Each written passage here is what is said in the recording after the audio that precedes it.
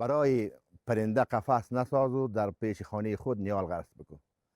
تا این درخت ها که فعلا مروید شده بسیار پرنده های نوی در اینجا مهاجر شده آمده. سفیدارزار تازه بنیاد در کنار کابل، یک تلاش برای برقرار کردن جنگلزارهای افغانستان که در 3 دهه اخیر 50% نابود شده است.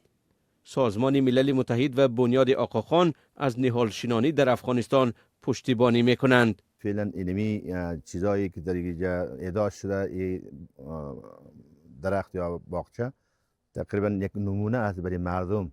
هر کس میاد از اینا دیدن میکنه و خوش داره که اونا هم داشته باشه. تلاش برای احیای جنگلزارها از سال 2023 در افغانستان آغاز شده است. سازمان‌های بین المللی گفتند که تا سال 2030 به مردم افغانستان کمک میکنند که تا 200 میلیون درخت شینانند. بنیاد جنگلزارها را یگانه راه کاهش گرد و غبار میدانند که همه ساله از افغانستان تا تاجیکستان میرسد و به محیط زیست و ساکنان زیان میرساند.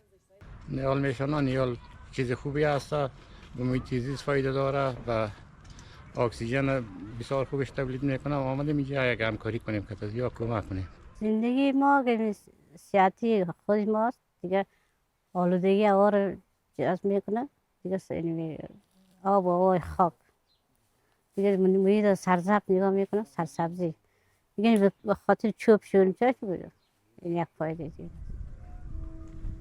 حالا در چند ولایت افغانستان وابسته از اقلیم، از ارچه و سفیدار تا درخت پیسته و نوهای دیگری درختان سایه افکن و میوه دهنده میشنانند.